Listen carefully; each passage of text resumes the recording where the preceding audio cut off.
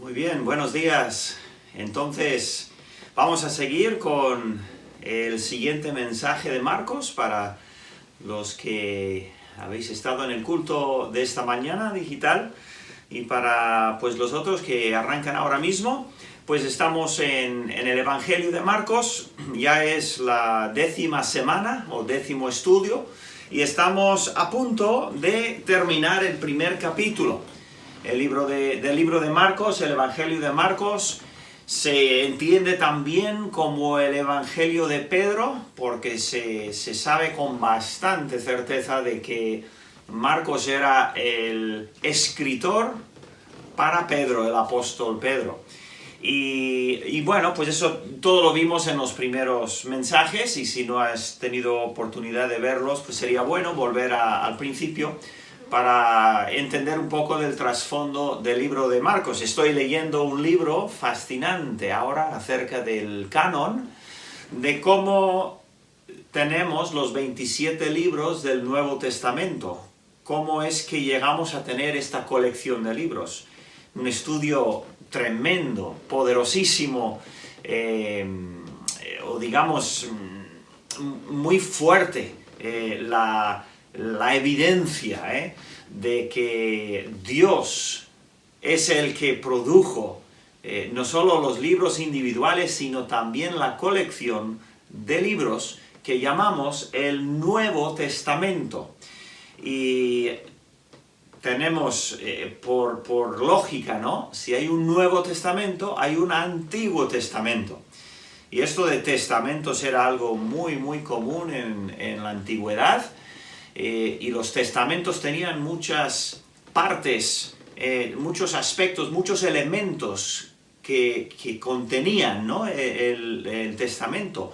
Y estos dos testamentos del Antiguo Testamento enorme, de 39 libros, de lo que tenemos en la Biblia, tiene todos estos elementos perfectamente. Se pueden ver clarísimamente estos elementos de los testamentos antiguos, y el Nuevo Testamento igual, tiene los mismos elementos, las mismas características. Un estudio, desde luego, que interesantísimo, pero estamos viendo el Evangelio de Jesucristo, aunque el libro le damos el título del Evangelio de Marcos. Y vemos que Jesús es el Hijo de Dios, según el primerísimo versículo. Y a lo largo del libro vamos a ir viendo, y vamos viendo, que es el servidor de todos, y también el sacrificio para todos, en su sentido de la cruz, pero también en su sentido de darse sacrificialmente, creo que se diría así, a lo largo del libro, a su pueblo, bueno, y a cualquier persona que venía a él. Bien, hoy voy a saltar el repaso que suelo dar, por palabras importantes que hemos ido viendo, y vamos a ir directamente al texto. Estamos en el versículo 40 del primer capítulo, y entonces espero terminar. La última vez sí que vimos que el Señor escapó de mañana, de madrugada, muy temprano, después de ese día en el que había estado sanando a muchísima gente en Capernaum, por la tarde-noche. Luego se irían a la cama tarde, por todo el jaleo que hubo, pero él muy de mañana, dice Marcos, que se fue a orar, y vimos por qué era eso tan importante, que el Señor saliese de mañana para estar a solas con su Padre. Eso la semana pasada. Entonces, ahora en el versículo 40, vamos a ir viendo, dice: vino a él un leproso, rogándole, e hincando la rodilla, le dijo: si quieres, puedes limpiarme. Vale, es la primera vez que sucede esto en el libro de Marcos, es al principio del ministerio. Evidentemente, este leproso había oído de toda la gente que se había curado la tarde anterior en Capernaum. Ahora, leproso, ¿qué era la lepra? Bueno, en el Antiguo Testamento se habla mucho de la lepra. La lepra era una enfermedad mayormente sería una enfermedad de la piel. Ahora, habían lepras, habían clases, tipos de lepra que no eran letales, no daban a la muerte, pero sí que habían otras que lo eran, que eran horribles, como la lepra que hemos oído igual algunos de nosotros, que va comiendo el cuerpo poco a poco, desde fuera hacia adentro, ¿no? Y entonces habían muchas normas y muy estrictas para los leprosos en aquellas culturas, y dando muchas explicaciones el Antiguo Testamento, especialmente la ley, de cómo se debía cómo debía de vivir un leproso, ¿no? Y una vez determinado por el sacerdote que tenía lepra, de cualquier lepra peligrosa, esa persona tenía que aislarse del pueblo. Aparte, fuera, tenía que vivir fuera. Se formaban colonias de leprosos, que eran, se les entendía como inmundos por lo que tenían. Ahora, esa lepra llegó a ser, bueno, fue muy pronto una representación, un símbolo del pecado espiritualmente. Se entendía que el pecado era igual que la lepra, que comía al hombre, ¿no? Y entonces había esa relación de abominación, de inmundicia. Claro, el Señor es el que determinaba siempre, en su sabiduría y en su amor también. Él dejaba que las personas, incluso en los judíos, contrajesen lepra. No quiere decir la Biblia de que una vez leproso ya te morías, ¿no? Siempre tenían la posibilidad de clamar a Dios y buscar a Dios y pedir sanación. De hecho, había todos los ritos para poderse curar de la lepra. O sea, ¿qué hacer cuando se curaban de la lepra? Entonces Dios, igual que hoy en día, Dios a sus hijos permite enfermedades, y a veces enfermedades muy malas. A veces permite que sus hijos mueran de enfermedades, pero muchas veces también los recupera, los levanta. Y la enfermedad muchas veces y siempre debería ser causa o razón por acercarnos a Dios. Vale, este leproso se acerca a Dios, digamos, así de sencillo, pero se acerca a Jesús diciéndole que, Señor, si tú quieres puedes sanarme, porque he visto lo que has hecho anoche, ¿no?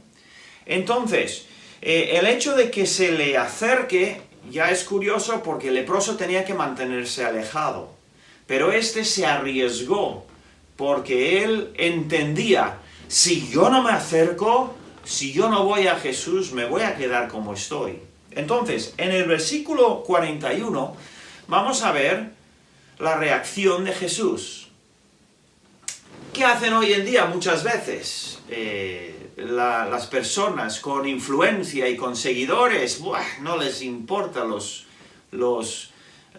que han tenido malas circunstancias en la vida, ¿no? A no ser que estén las cámaras ahí sacando fotos, ¿no? Hoy en día no quieren saber nada de esas personas porque no les conviene.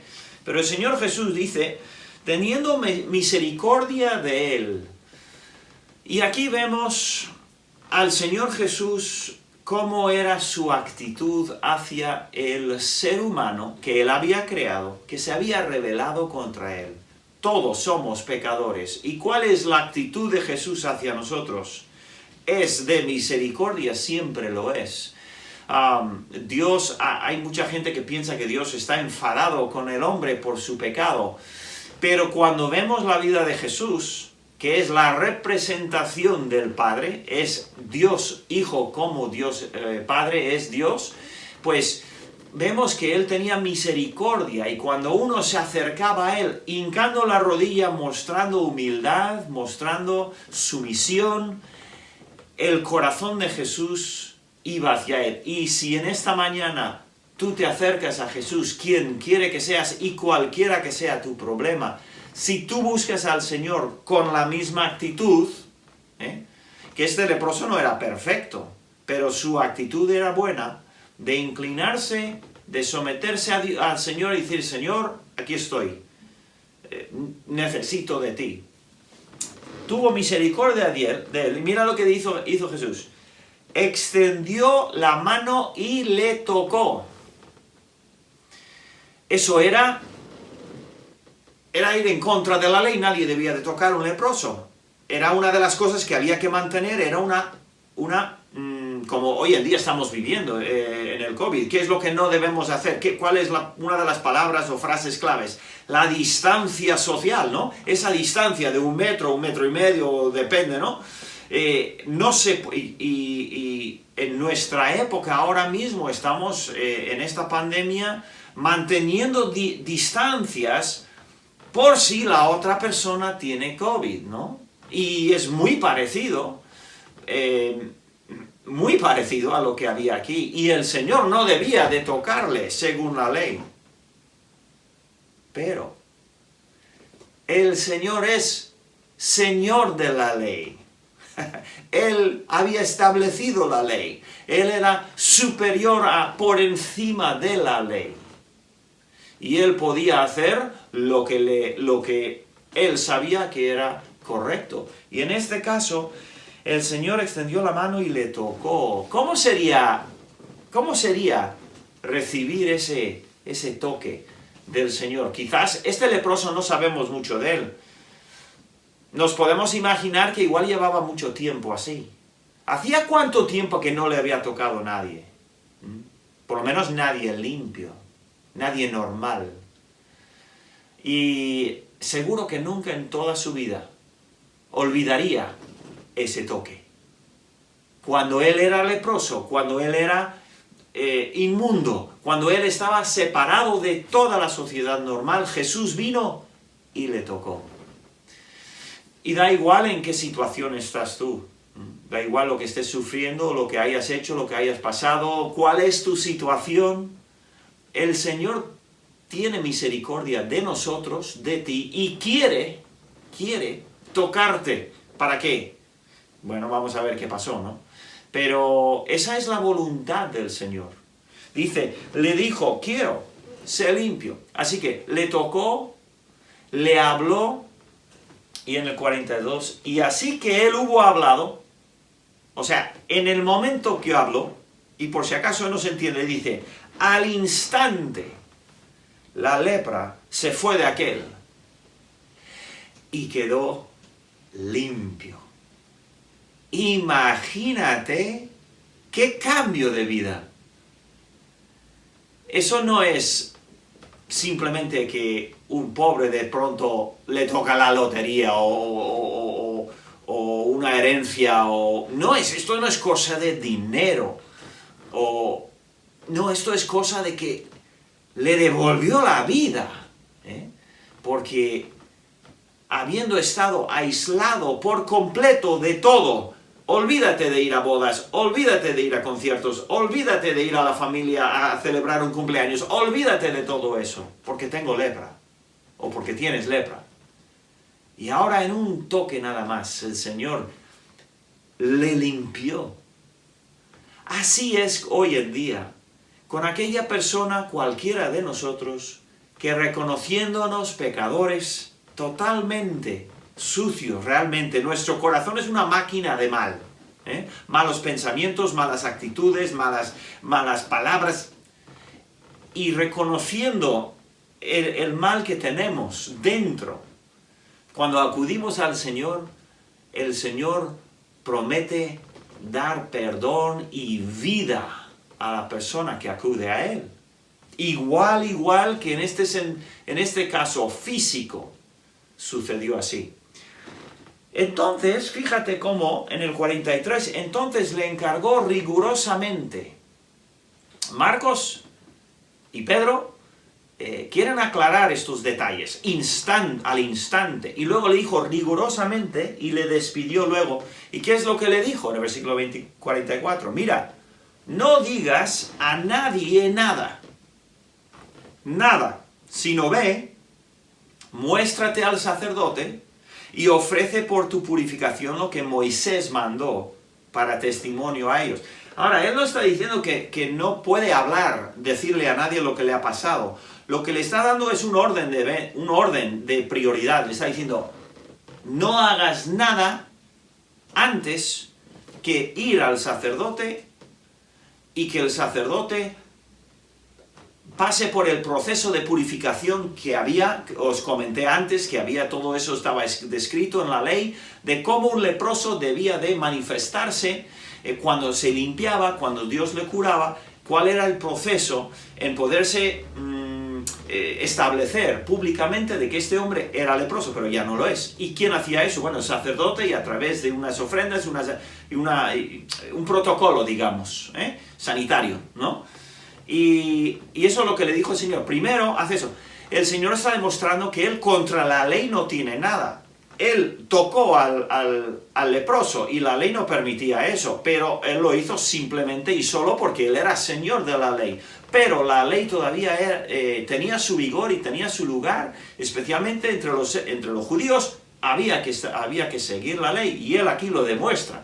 Yo no tengo nada en contra de los sacerdotes, etcétera, etcétera, etcétera. No, para nada, ¿no? Entonces, y finalmente en el 45, pero ido él, el leproso, comenzó a publicarlo mucho y a divulgar el hecho. No sé, pero parece que ni siquiera se fue al templo y al sacerdote. Quizás fue luego, no sé. Pero lo que sí hizo fue desobedecer. Por la emoción del momento, sea lo que sea, pero desobedeció. De manera que ya Jesús no podía entrar abiertamente en la ciudad, sino que se quedaba fuera en los lugares desiertos. ¿Por qué? Pues evidentemente se creaba un caos si entraba en un lugar de mucha gente, porque este leproso, y estos son todos los momentos iniciales del ministerio de Jesús. Entonces, y dice luego, y venían a él de todas partes. Entonces, no es que el Señor no tuvo que hacer luego, que va, la gente venía a él cuando se enteraban de dónde estaba, pero me imagino que con toda lógica y razón, él estando fuera, la gente le llegaría, pero no a cuentagotas, pero llegaría escalonadamente de diferentes lugares como y cuando pudieran llegar a él. Curiosa la situación, ¿verdad?, que se generó por la desobediencia de este leproso. Cuando acudimos al Señor y el Señor nos lava de nuestros pecados, nos limpia, ya no de una cosa física solamente, sino que espiritualmente acudimos a Cristo y Cristo nos salva y nos limpia. Después de ese momento de salvación que la Biblia llama el nuevo nacimiento, por ejemplo, después de eso es importante seguir las instrucciones de Jesús y vivir en obediencia. Y es triste, pero muchas veces, después de poner nuestra fe en el Señor y seguirle a Cristo, como creyentes, a veces fallamos y desobedecemos siendo seguidores de Cristo. Entonces tenemos que tener mucho cuidado, porque eso perjudica nuestro testimonio, perjudica la obra, de alguna manera la obra del Señor. Muy bien, pues hemos acabado con el primer capítulo de Marcos. Espero que haya sido de instrucción, espero que hayas aprendido algo, y vamos a seguir adelante aprendiendo más y más acerca de Jesús y de su evangelio. Porque lo más importante, digamos, está todavía por venir, por llegar en este libro. Muy bien, hasta la próxima. Agur.